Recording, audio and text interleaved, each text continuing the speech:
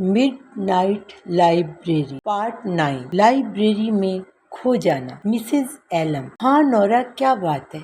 यहाँ अंधेरा है। मुझे मालूम है, ये कोई अच्छा इशारा नहीं है ना? नहीं, मिसेस एलम ने कुछ घबराहट से कहा। तुम जानती हो कि ये अच्छा इशारा नहीं है। मैं मज़ीद नहीं चल सकती। तुम नोरा हमेशा ऐसा ही कहती हो। मेरे पास कोई ज़िंदगी बाकी नहीं रही। मैं सब कुछ बन चुकी हूँ, मगर फिर भी मैं हमेशा वापस यहीं पहुँच जाती हूँ। हमेशा कुछ ऐसा होता है जो मेरी खुशी में रुकावट बन जाता है। मुझे लगता है मैं नाशुक्री कर रही। नहीं, ऐसा नहीं सोचना चाहिए। और तुम्हारी ज़िंदगियाँ ख़त्म नहीं हुई। मिसेस एलम ने एक लम्हा सांस लेने के लिए तवक्कुफ किया। क्या तुम जानती हो, जब भी तुम कोई किताब चुनती हो तो फिर वो किताब कभी वापस शेल्फ पर नहीं आती है। हाँ, इसीलिए कि तुम किसी ऐसी ज़िंदगी में वापस नहीं जा सकती जिसे तुम पहले ही आजमा चुकी हो। हमेशा कुछ न कुछ मुख्तलिफ होना ज़रूरी है। मिड नाइट लाइब्रेरी में तुम एक ही किताब दोबारा नहीं निकाल सकती। तुम्हें हर बार फिर नई किताब ही का इंतखाब करना पड़ेगा। देखो, मैं समझ नहीं पाई। देखो, अंधेरे में तुम जानती हो कि ये शेल्फ पहले जितनी ही भरी हुई है। चाहो तो छू कर देख लो। नोरा ने उन्हें नहीं छुआ। हाँ, मैं जानती हूँ, उसने कहा। ये बिल्कुल इतनी ही भरी है जितनी उस वक्त थी जब तुम यहाँ पहली बार आई थी, है ना? मैं नहीं। इसका मतलब है तुम्हारे लिए अब भी इतनी ही मुमकिन ज़िंदगियाँ बाकी हैं जितनी पहले थी, मगर लामहदूद तादाद में। तुम इम्कानात से कभी महरूम नहीं हो सकती, मगर तुम उन्हें चाहने से महरूम हो सकती हो। नोरा, और क्या? अंधेरे में एक लम्हे का तवक्कुफ था। नोरा ने अपनी घड़ी की छोटी सी रोशनी दबाकर वक्त देखने की कोशिश की, सिर्फ इस बात की तस्दीक करने के लिए। मेरे ख़्याल में, आखिर मिसेस एलम बोली, अगर मैं बग़ैर किसी बदतमीज़ी के कहूँ तो मेरे ख़्याल में तुम रास्ता खो बैठी हो। क्या इसीलिए मैं आधी रात की लाइब्रेरी में आई थी? क्योंकि मैं अपना रास्ता खो चुकी थी। हाँ, लेकिन तुम अपने खो जाने पर भी खो चुकी हो, यानी तुम वाकई बहुत ज़्यादा भटक चुकी हो। तुम्हें अपनी वो ज़िंदगी नहीं मिलेगी तुम जो जीना चाहती हो। अगर कोई रास्ता था ही नहीं, अगर मैं फंस चुकी हूँ, जब तक इन शेल्फों पर किताबें मौजूद हैं तुम कभी कैद नहीं हो सकती। हर किताब एक मुमकिन फ़रार है। मुझे ज़िंदगी की समझ ही नहीं आई, नोरा ने उदासी से कहा। ज़िंदगी को समझने की ज़रूरत नहीं, बस उसे जीना ज़रूरी है। नोरा ने सर झुकाया। ये सब एक फ़लसफ़ा के ग्रेजुएट के लिए ज़्यादा था, लेकिन मैं ऐसा नहीं रहना चाहती, नोरा ने कहा। मैं हुगो की तरह नहीं बनना चाहती। मैं हमेशा के लिए ज़िंदगियों के दरमियान झूलते नहीं रहना चाहती। अच्छा, तो फिर मेरी बात गौर से सुनो। अब क्या तुम मेरा मशवरा लेना चाहती हो या नहीं? हाँ, ज़ाहिर है शायद देर हो चुकी है, लेकिन हाँ मिसेस एलम, मुझे आपके मशवरे की सख्त ज़रूरत है। ठीक है, मेरे ख़्याल में तुम किसी ऐसे मकाम पर पहुंच चुकी हो जहां तुम दरख्तों की भीड़ में पूरे जंगल को देखने से कासिर हो। मुझे आपका मतलब समझ नहीं आ रहा। तुम बिल्कुल दुरुस्त कहती हो। ये ज़िंदगी एक पियानो की मानद है, जहां तुम ऐसी धुनें बजा रही हो जो हकीकत में तुम्हारी नहीं। तुम भूल रही हो कि तुम कौन हो। तुम हर किसी में तब्दील होकर किसी की भी नहीं बन रही। तुम असल ज़िंदगी को भूल रही हो। तुम ये भी भूल रही हो क्या चीज़ तुम्हारे लिए सही थी और क्या गलत, और तुम अपने पछतावे भी भूल चुकी हो। मैं पछतावों से गुज़र चुकी हूँ। नहीं, सबसे नहीं, हर छोटे मोटे पछतावे पर नहीं। ज़ाहिर है तो पछतावों की किताब को दोबारा देखने की ज़रूरत है। ये अंधेरे में कैसे मुमकिन है? क्योंकि वो किताब तो पहले ही तुम्हारे अंदर मौजूद है, जैसा कि खुद में। नोरा को याद आया कि डैलन ने उसे बताया था कि उसने मिसेस एलम को नर्सिंग होम के करीब देखा था। उसने ये बताने का सोचा, लेकिन फिर इरादा तर्क कर दिया। हम सिर्फ वही जानते हैं जो हम महसूस करते हैं। जो कुछ भी हम तजर्बा करते हैं वो सिर्फ हमारी अपनी सोच के ज़रिए ही समझ में आता है।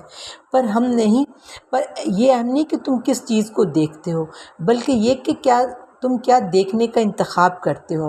آپ تھورو کو جانتی ہو؟ ظاہر ہے اگر تمہیں جانتی ہوں۔ بات یہ ہے کہ مجھے معلوم نہیں کہ میں کس چیز پر پچھتا رہی ہوں۔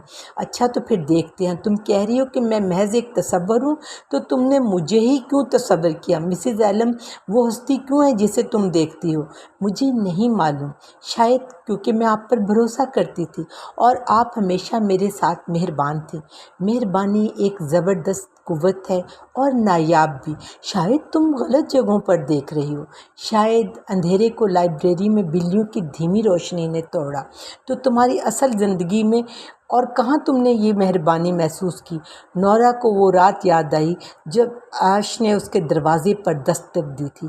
شاید کسی مردہ بلی کو سڑک سے اٹھا کر بارش میں اس کے فلیٹ کے پیچھے چھوٹے سے باغ میں دفنانا، اور وہ بھی تب جب وہ نشے میں دھت آنسو بہا رہی ہو۔ دنیا کی سب سے رومانوی بات نہ ہو، لیکن یہ یقیناً مہربانی تھی۔ اپنی دوڑ کے 40 منٹ نکال کر کسی ضرورت مند کی مدد کرنا اور بدلے میں صرف پانی کا ایک گلاس لینا۔ اس وقت وہ مہربانی کی قدر نہیں کر پائی۔ اس کا غم اور نا امیدی بہت شدید تھی، لیکن اب جب وہ اس کے بارے میں سوچتی تو یہ واقعی ایک غیر معمولی بات تھی۔ مجھے لگتا ہے مجھے معلوم ہے، اس نے کہا، یہ میرے سامنے تھا اس رات جب میں نے جان لینے کی کوشش کی۔ گزشتہ شام تمہارا مطلب ہے؟ میرا خیال ہے ہاں، ایش وہ سرجن جس نے والٹرس کو پایا تھا، جس نے ایک بار مجھے کافی کے لیے بلایا تھا۔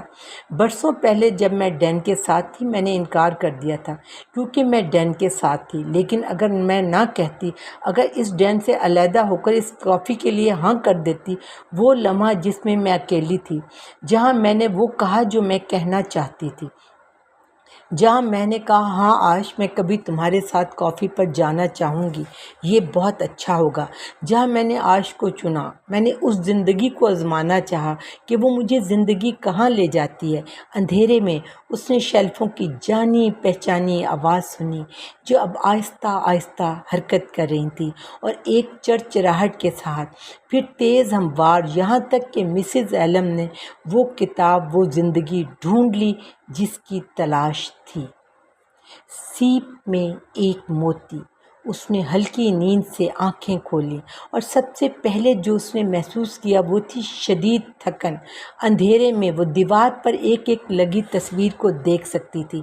ایک درخت کا کچھ حصہ تجریدی خاکہ، کوئی لمبا اور پتلا درخت نہیں، بلکہ کچھ چھوٹا پھیلا ہوا اور پھولوں سے بھرا ہوا۔ اس کے ساتھ ایک مرد سو رہا تھا۔ اندھیرے میں اس کا چہرہ نہ دیکھ سکی چونکہ وہ لحاف میں مکمل طور پر چھپا ہوا تھا، اور یہ اندازہ لگانا ناممکن تھا کہ آیا وہ آش تھا یا کوئی اور۔ یہ سب کچھ بہت عجیب لگ رہا تھا، اگرچہ حقیقت میں اس شخص کے ساتھ بستر پر ہونا جس نے اس کی بس ایک مردہ بلی دفن کی تھی اور چند دکانوں کے کاؤنٹر کے پیچھے سے دلچسپ باتیں کی تھی، ویسے بھی معمول کی بات نہیں تھی۔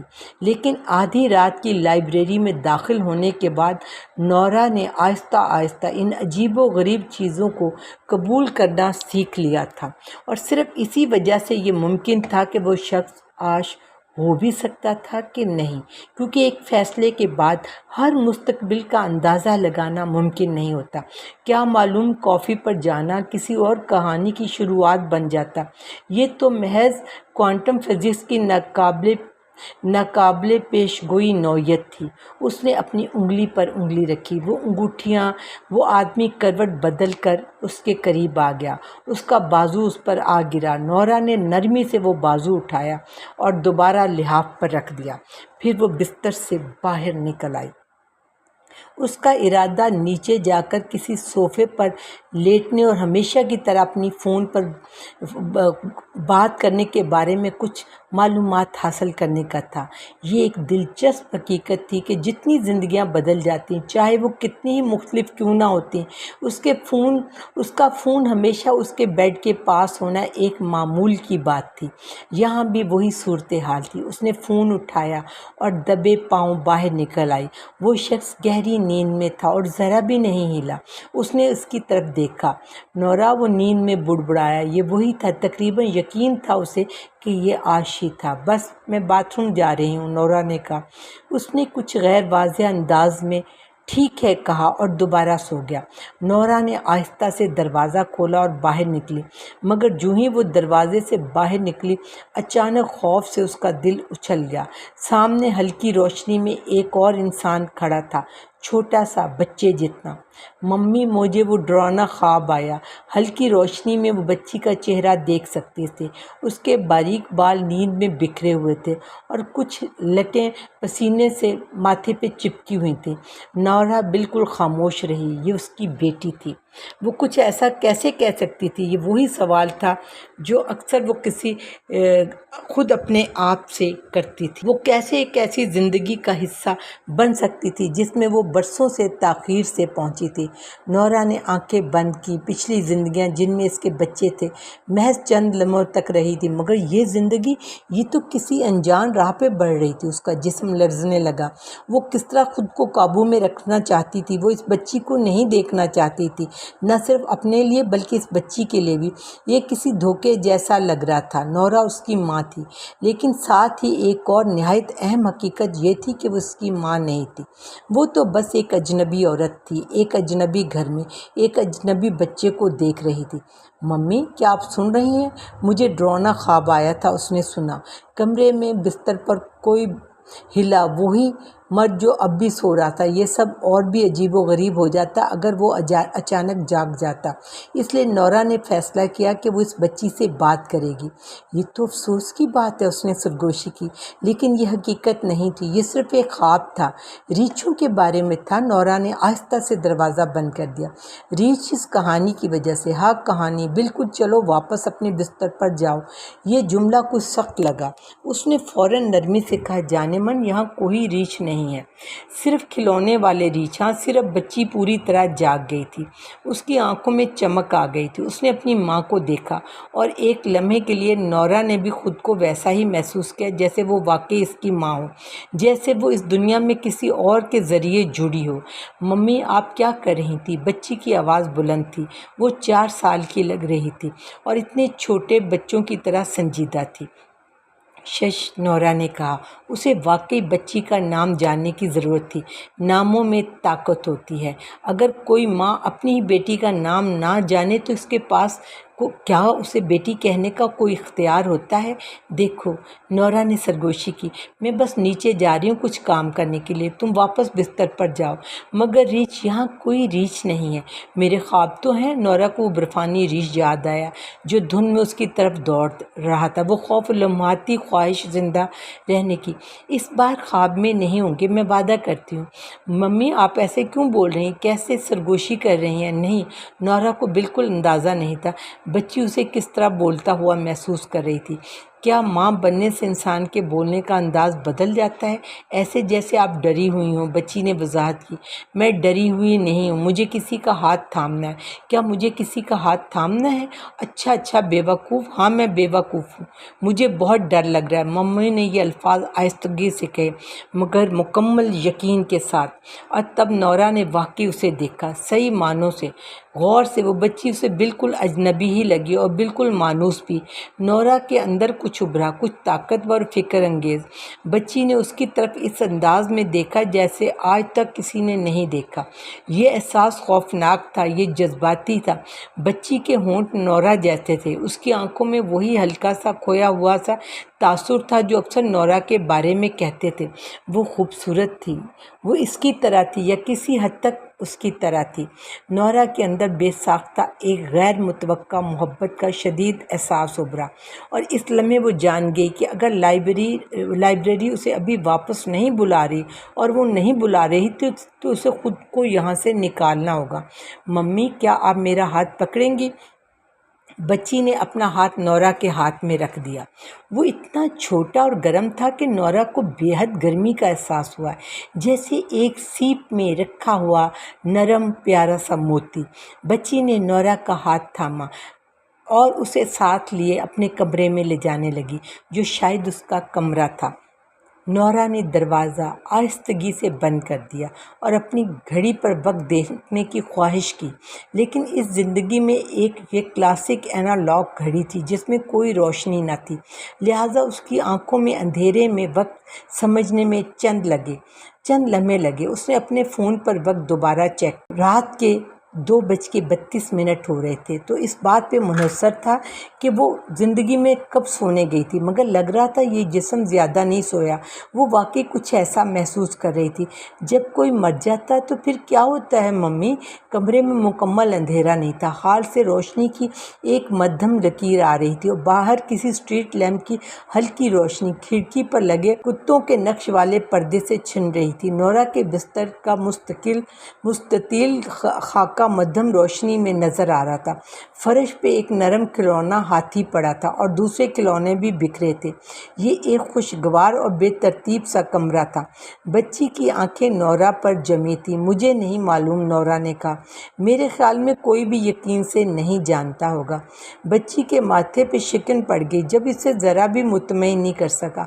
सुनो, नौरा ने कहा, ऐसा मुमकिन है मरने से ज़रा पहले तुम्हें दोबारा जीने का मौका मिले, तुम्हें वो सब कुछ हासिल कर सको जो पहले नहीं था, तुम अपनी पसंद की ज़िंदगी चुन सको। ये तो बहुत ही अच्छी बात है। नौरा के अंदर एक गर्मजोशी की लहर दौड़ गई जब इस प्यारी बच्ची ने मुस्कुराते हुए कहा, हाँ बिल्कुल कैंपिंग जैसा। मुझे तो तब बहुत मज़ा आता है जब हम कैंपिंग पे जाते हैं। नौरा के होठों पर मुस्कुराहट तो मौजूद थी, मगर उसकी आंखों में आंसू भर आए। ये ज़िंदगी अच्छी लग रही थी, अपना एक ख़ानदान, एक बेटी जिसके साथ वो कैंपिंग पे जा सकती थी। सुनो, नौरा ने नरमी से कहा, क्योंकि उसे एहसास हो गया था कि वो जल्दी इस कमरे से निकलने वाली नहीं। अब तुम्हें किसी ऐसी जगह की फ़िक्र हो जिसे तुम नहीं जानती, जैसा कि मुस्तकबिल, तो बेहतर यही है कि तुम खुद को वो चीज़ें याद दिलाओ जो तुम्हें मालूम है। मैं नहीं समझ रही, बच्ची ने कहा, जबकि वो अपने कंबल पर मज़ीद सिमट गई। नौरा फर्श पर बैठी उसके करीब थी। देखो, ये खेल की तरह है, मुझे एक खेल पसंद है, तो क्या हम एक खेल खेलें? बच्ची के होंठों पर खूबसूरत सी मुस्कुराहट आ गई। हाँ चलो खेलते हैं। मैं तुमसे कोई ऐसा सवाल पूछूंगी जिसका जवाब हमें पहले से मालूम है और तुम्हें भी उसका जवाब देना होगा। जैसे अगर मैं पूछूं कि मम्मी का क्या नाम है तो तुम कहोगी नौरा, समझ आई? मेरे ख्याल में हाँ। अच्छा, तो तुम्हारा नाम क्या है? मौली। ठीक है, और डैडी का नाम? डैडी, लेकिन इसका असल नाम क्या है? आश। लगता है वो काफ़ी अपडेट वाकई कामयाब रही थी हासिल करने में।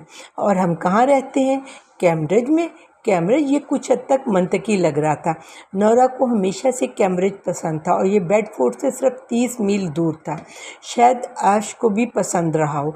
ये अब भी लंदन के लिए एक मुनासिब सफरी फासला था अगर वो वहाँ काम करता। बीए की डिग्री के बाद नौरा ने एक बार कैम्ब्रिज के कैरियर कॉलेज में एमए फ़िलासफ़ी के लिए दरख्वास्त दी थी और उसे दाखिले की पेशकश भी हुई थी। कैम्ब्रिज के किस इलाके में, क्या तुम्हें याद है? हमारी गली का नाम क्या है? हम रहते हैं बोल वाल्टन रोड पर। शाबाश। और क्या तुम्हारे कोई बहन भाई हैं? नहीं। और मम्मी और डैडी एक दूसरे को पसंद करते हैं? मौली ने हल्की सी हंसी के साथ कहा, हाँ कभी कभी हम चीखते हैं। अब की बार उसकी हंसी शरारती होगी। कभी कभी ख़ास तौर पर मम्मी, माफ़ करना, आप सिर्फ तब चीखती हैं जब आप वाकई थक जाती हैं और फिर माजरत कह देती हैं तो सब कुछ ठीक हो जाता है, क्योंकि आप यही कहती हैं। क्या मम्मा काम पर जाती हैं? हाँ कभी कभार। क्या अब भी मैं दुकान पर काम करती हूँ जहाँ मैंने डैडी से मुलाकात की थी? नहीं मम्मी, जब आप काम पर जाती हैं तो क्या करती हैं? लोगों को सिखाती हैं। कैसे? मैं क्या सिखाती हूँ? Beautiful philosophy. मैंने यही कहा। मैं कहाँ सिखाती हूँ? क्या किसी यूनिवर्सिटी में? हाँ, कौन सी यूनिवर्सिटी में? फिर उसे याद आया कि वो कहाँ रह रही थी। क्या कैम्ब्रिज यूनिवर्सिटी में? हाँ वही। नौरा ने अंदाज़ा लगाने की कोशिश की। शायद इस ज़िंदगी में उसने दोबारा मास्टर करने के लिए दरख्वास्त दी हो और फिर कामयाबी के बाद वहाँ पढ़ाने लगी हो। किसी भी तरह अगर उसे इस ज़िंदगी में ख़ुद को फिट करना था तो उसे कुछ मज़ीद फ़लसफ़ा पढ़ना पड़ेगा, मगर मगर तब मौली ने कहा, लेकिन आप अब ये छोड़ रही हैं। छोड़ रही हैं क्यों? क्योंकि आप किताब लिख रही हैं। किताब तुम्हारे लिए? नहीं मम्मी, बड़ों की किताब। मैं किताब लिख रही हूँ? हाँ, मैंने अभी तो यही कहा था। मैं जानती हूँ, मैं बस ये जानती हूँ कि तुम ये बात दोबारा कहो, क्योंकि जब कोई चीज़ दोहराते हैं ना तो वो ज़्यादा अच्छी लगती है और इससे रिच भी खौफनाक नहीं लगते। ठीक ठीक, क्या डैडी भी काम करते हैं? क्या तुम्हें मालूम है कि तुम्हारे डैडी क्या काम करते हैं? हाँ हाँ, वो लोगों को काटते हैं। एक लम्हे के लिए नौरा भूल गई कि आश एक सर्जन था। उसने घबरा कर सोचा, कहीं वो किसी सीरियल किलर के घर में तो नहीं आ गई जो लोगों को काटते हों। हाँ, वो लोगों के जिस्म काटते हैं और उन्हें बेहतर बनाते हैं। हाँ हाँ बिल्कुल, वो लोगों की जान बचाते हैं। हाँ, वो ऐसा करते हैं। जब कोई मरीज़ बच नहीं पाता तो जब वो उदास होते हैं और बहुत गमगीन हो जाते हैं। हाँ, ये वाकई उदास कर देने वाली बात है। क्या डैडी अब भी बेडफोर्ड में काम करते हैं या अब कैम्ब्रिज में? मौली ने कंधे उचका दिए। कैम्ब्रिज? क्या वो मौसीकी भी बजाते हैं? बहुत बुरी तरह उसने हंसते एक बार। नौरा भी हंस पड़ी। मौली की हंसी भी बहुत दिलकश थी। क्या तुम्हारी कोई खाला या फुप्पो हैं? हाँ, खाला जान, डैडी की बेटी। ओ, कोई नौरा को सुकून मिला। उस वक्त की लकीरें कि इसका भाई ज़िंदा था। वो वाकई इस शख्स के साथ थी जिसके साथ वो उसकी ओलंपिक ज़िंदगी में थी। वो इसकी ज़िंदगी में इतना शामिल था कि मौली को उसका नाम मालूम था। हमने आखिरी बार अंकल जो को कब देखा था? मम्मी, क्रिसमस पर। जो अंकल तुम्हें पसंद है ना? हाँ हाँ, वो बहुत मज़ाहिया है और उन्होंने मुझे पांडा भी दिया था। पांडा? मेरा सबसे नरम खिलौना। पांडे भी रीछ होते हैं, अच्छे वाले रीछ। मौली ने जमाई ली। वो नींद में जा रही थी। क्या मम्मी और अंकल एक दूसरे को पसंद करते हैं? आप हमेशा फ़ोन पर बात करती हैं। ये दिलचस्प बात थी।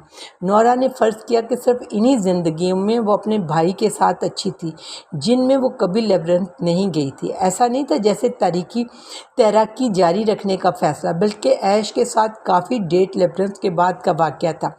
मगर ये ज़िंदगी तो उस मफरूज़े को झुटला रही थी। नौरा सोचे बगैर न रह सकी।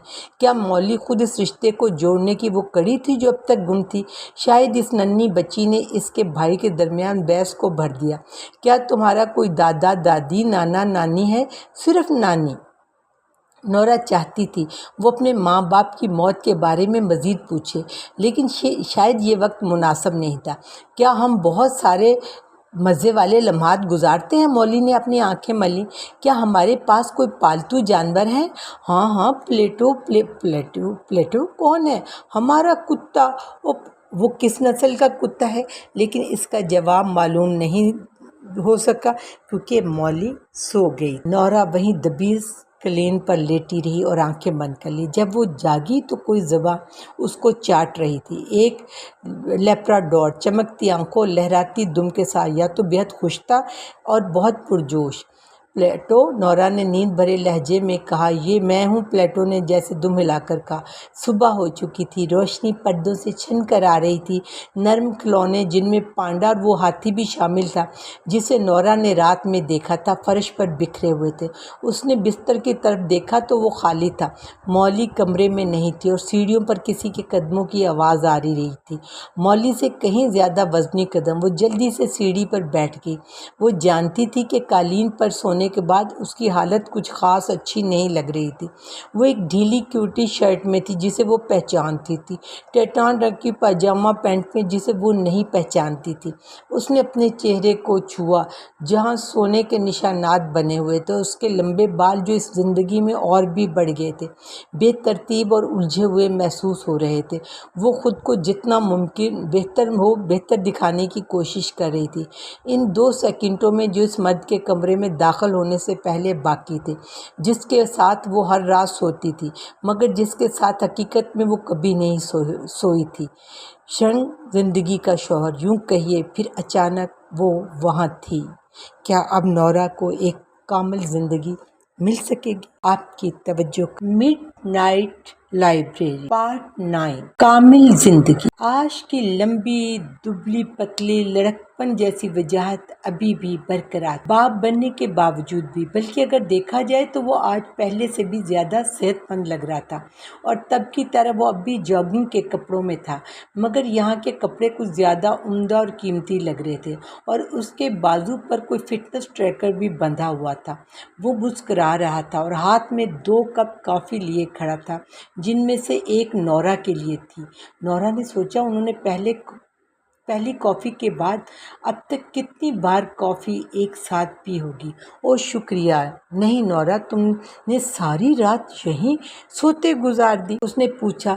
ज़्यादातर मैं बिस्तर पर जाने का इरादा रखती थी, लेकिन मौली बहुत परेशान, उसे तसल्ली देना पड़ी, और फिर मैं इतनी थक गई कि हिल भी नहीं सकी। ओह नहीं, मुझे बहुत अफसोस है, मैंने उसे सुना भी नहीं। वो वाकई अफसुर्दा लग रही थी। शायद ये मेरी गलती थी। मैंने कल काम से पहले उसे यूट्यूब पर कुछ रीच दिखा दिए थे। कोई बात नहीं, मैंने प्लेटो को वॉक करवा दी थी। मैं आज दोपहर तक अस्पताल नहीं जा रहा था। रात देर तक काम रहेगा। क्या तुम आज भी लाइब्रेरी जाना चाहती हो? वो पता है, शायद मैं आज ना जाऊं। क्या? शायद मैं इसे छोड़ दूं। अच्छा खैर, मैंने मौली के लिए नाश्ता बना दिया और उसे स्कूल छोड़ आऊँगा। मैं मौली को ले जा सकती हूँ, नौरा ने कहा। अगर तुम्हारा दिन आज बहुत मसरूफ़ है तो और नहीं, बस मामूल का दिन है। अभी तक एक पित्ता और एक लबलबा आसान काम है। मैं आज भागने भी जाऊंगा। अच्छा, आधे मैराथन की तैयारी करने के लिए, जो इतवार को है। क्या? कुछ नहीं, कोई बात नहीं, नौरा ने कहा। फर्श पर सोने की वजह से जहन बोझल सा हो गया था। कोई मसला नहीं। वैसे मेरी बहन का फ़ोन आया था, क्यों गार्डन्स के कैलेंडर के लिए उससे तस्वीरें बनवाना चाहते हैं, बहुत सारे पौधों की ड्राइंग। वो बहुत खुश है। वो मुस्कुराया। वो अपनी बहन के लिए खुश लग रहा था, जिसके बारे में नौरा ने पहले कभी नहीं सुना था। वो उसका शुक्रिया अदा करना चाहती थी। उसने उसकी मरी हुई बिल्ली के लिए अच्छा रवैया रखा, लेकिन जाहिर है वो ऐसा नहीं कर सकती थी, तो बस इतना किया। शुक्रिया किस लिए? तो तुम जानते हो, सबके लिए। ओ अच्छा ठीक है, तो शुक्रिया, वो सर हिलाकर बोला। ये अच्छा है। खैर मैं अब भागने जा रहा हूँ। वो अपनी कॉफ़ी ख़त्म करके गायब हो गया। नौरा ने कमरे पर एक नज़र डाली, हर चीज़ को जज़ब करने की कोशिश की। हर खिलौना, हर किताब, हर प्लग सॉकेट, जैसे सब इसकी ज़िंदगी की बड़ी पहेली के टुकड़े हों। 1 घंटे बाद मौली को उसके स्कूल छोड़ा जा चुका था, और नौरा के मामूल के मुताबिक अपनी ईमेल्स और सोशल मीडिया चेक कर रही थी। इस ज़िंदगी में उसकी सोशल मीडिया सरगर्मी ज़्यादा नहीं थी, जो हमेशा अच्छा इशारा होता था, लेकिन उसके पास ईमेल्स की भरमार थी। उसी ईमेल से मालूम हुआ कि अभी महज तदरीस से रुकी नहीं, बल्कि बाकायदा वक्फ़ा ले चुकी थी। वो हेनरी डेविड और उसके जदीद माहौलियाती तहरीक की अहमियत पर एक किताब लिखने के लिए एक इल्मी वक्फ़े पर थी। साल के आखिर में वो तहकीकी ग्रांट की मदद से 400 के ककड़ में वाल्डन पौंड का दौरा करने का मंसूबा बना रही थी। ये सब कुछ काफ़ी अच्छा लग रहा था, बल्कि हद से ज़्यादा अच्छा लग रहा था। एक अच्छी बेटी, एक अच्छा शौहर, एक अच्छा घर, एक अच्छा शहर, सब कुछ ही तो अच्छा था। ऐसी ज़िंदगी जहाँ वो दिन भर बैठ के पढ़ सकती थी, तहकीक कर सकती थी, अपने पसंदीदा फ़लसफ़े के बारे में लिख सकती थी। ये तो ज़बरदस्त है, उसने कुत्ते से कहा। है ना? प्लेटो ने बेजारी से जमाई ली। फिर वो अपने घर का जायज़ा लेने में मसरूफ़ हो गई। जब लेप्राडोर सोफ़े पर आराम से बैठा उसे देख रहा था। ड्राइंग रूम बहुत वसी था। इसके पाँव नरम कालीन पर धंस के, सफ़ेद लकड़ी के फर्श, टीवी लकड़ी जलाने पर चूल्हा, इलेक्ट्रिक पियानो, 2 नए लैपटॉप, चार्जिंग पर लगे हुए, एक महागनी की छोटी सी अलमारी जिस पर एक शानदार शतरंज का सेट सजा हुआ था, करीने से रखी किताबों की अलमारी, एक खूबसूरत गिटार कमरे के कोने में रखी थी। नौरा ने फ़ौरन पहचानिया, ये इलेक्ट्रो अकोस्ट था, मिडनाइट सीन, बिल्कुल वैसी जैसे उसने स्ट्रिंग थ्योरी में अपनी आखिरी हफ्ते की नौकरी के दौरान फ़रोख्त की थी। कमरे में मुख्तलिफ फ्रेमों में सजी तस्वीरें सजी हुई थी। कुछ बच्चे जिन्हें वो नहीं जानती थी एक औरत के साथ थे, जो جو آس جیسی لگ رہی تھی، شاید یہی اس کی بہن تھی۔ اس کے والدین کی شادی کی ایک پرانی تصویر، ایک اور تصویر جس میں وہ اور آس شادی کر رہے تھے، پس منظر میں اس کا بھائی نظر آ رہا تھا۔ پلیٹو کی ایک تصویر اور ننھے سے بچے کی تصویر غالباً مولی کی تھی۔ اس نے کتابوں پر نظر دوڑائی، کچھ یوگا کے رہنما، لیکن وہ جو اس اصل زندگی میں تھے، کچھ طبی کتابیں اور برٹرنڈ رسلز کی ہسٹری آف ویسٹرن فلاسفی کی کاپی، ہنری ڈیون تھورن کی جو اس کے پاس یونیورسٹی کے زمانے سے تھی، پرنسپلز آف جیولوجی بھی وہیں تھی۔ وہاں تھورو پر کافی کتابیں تھیں اور ساتھ ہی افلاطون کی ریپبلک اور ہیلنا پریزٹ کی ٹوٹر جورم بھی اس کے پاس اس کی جڑ والی زندگی میں جو تھی، لیکن اس ایڈیشن میں نہیں۔ کئی دانشور کتابیں جنہیں اس نے پہلے نہیں پڑھا تھا، جولیا کرسٹوفر، جوڈ بٹلر اور بہت سے لوگوں کی اعلیٰ اور مشہور لوگوں کی تحریریں، کچھ مشرقی فلسفے پر بھی کتابیں تھیں جنہیں پہلے اس نے کبھی نہیں پڑھا تھا۔ وہ سوچنے لگی کہ اگر وہ اس زندگی میں رہی ہو، بظاہر کوئی وجہ نہیں تھی کہ وہ یہاں نہ رہے، تو کیا وہ تدریس دوبارہ شروع کرنے سے پہلے یہ سب کتابیں پڑھ سکے گی؟ کچھ ناول، ڈاکٹرز کے کچھ کام، وہی پلجار، کچھ سائنسی کتابیں، چند موسیقی پر، کچھ بچوں کی تربیت پر، ایمرسن کی نیچر، ایچ کارسن کی سائلنٹ اسپرنگ اور ماحولیاتی تبدیلی پر بھی کچھ کتابیں موجود تھیں۔ ایک بڑی مضبوط جلد والی کتاب رکھی تھی جس کا عنوان تھا آرکٹک اور ڈریمز، شمالی مناظر میں تخیل اور خواہش۔ وہ شاذ و نادری اور شاید ہی کسی اتنی مستقل مزاجی سے علمی رجحان کی حامل رہی تھی۔ یہ تو واضح تھا کہ ایسا تب ہوتا ہے جب آپ کیمرے سے ماسٹر کر رہے ہوں اور پھر اپنے پسندیدہ فلسفے پر کتاب لکھنے کے لیے علمی وقفہ لے لیتے ہوں۔ تم مجھ سے متاثر ہو گئے، اس نے کتے سے کہا۔ مان لو نا، وہاں موسیقی کی کتابوں کا ایک ڈھیر بھی موجود تھا۔ تم مجھ سے متاثر ہو گئے، اس نے کتے سے کہا۔ مان لو، وہاں موسیقی کی کتابوں کا ایک ڈھیر تھا، اور نورا مسکرا دی جب اس نے دیکھا کہ اوپر رکھی کتاب وہی تھی، سائمن اینڈ گارفنکل کے گیتوں کا مجموعہ جو اس نے اس دن آش کو بیچا تھا جس دن اس نے اسے کافی پینے کے لیے بلایا تھا۔ کافی ٹیبل پر اسپین کی قدرتی مناظر کی تصویر پر مشتمل ایک خوبصورت چمکدار جلد والی کتاب رکھی تھی، اور صوفے پر encyclopedia of plants and flower نامی کوئی کتاب پڑی تھی۔ میگزین ریک میں تازہ ترین نیشنل جیوگرافک تھی جس کے سربرق پر بلیک ہول کی تصویر تھی۔ وہ دیوار پر ایک تصویر ٹنگی تھی، بارسلونا کے ایک میوزیم سے حاصل کردہ میرو کا ایک پرنٹ۔ کیا میں آست اور بارسلونا گئے تھے؟ پلیٹو نے تصور کیا۔ دونوں ہاتھوں میں ہاتھ ڈالے گوتھک کوارٹر کی گلیوں میں گھوم رہے تھے، کسی بار میں جا کر تاش اور رولو سے لطف اندوز ہو رہے تھے۔ کتب خانے کے سامنے والی دیوار پر ایک آئینہ تھا، چوڑا آئینہ جس کا فریم سفید اور خوبصورت نقش و نگار والا تھا۔ اب اسے مختلف زندگیوں میں اپنی بدلتی ہوئی شکل کو دیکھ کر حیرت نہیں ہوتی تھی۔ وہ ہر طرح کے خد و خال، قد و قامت اور ہر قسم کے ہیئر کٹس اپنا چکی تھی۔ اس زندگی میں وہ کافی خوش شکل لگ رہی تھی۔ وہ ایک شخصیت کی دوست بننا پسند کرتی جو کوئی اولمپک کھلاڑی نہیں تھی، نہ کوئی راک سٹار، نہ کوئی سرک سولیل کے کرتب باز، لیکن کوئی ایسی شخصیت تھی جو بظاہر اچھی زندگی گزار رہی تھی، جتنا کہ ان چیزوں کا اندازہ لگایا جا سکتا ہے۔ ایک ایسی بالغ عورت جسے کچھ نہ کچھ معلوم تھا کہ وہ کون ہے اور زندگی میں کیا کر رہی ہے۔ اس کے بال چھوٹے تھے مگر زیادہ ڈرامائی انداز میں نہیں تھے۔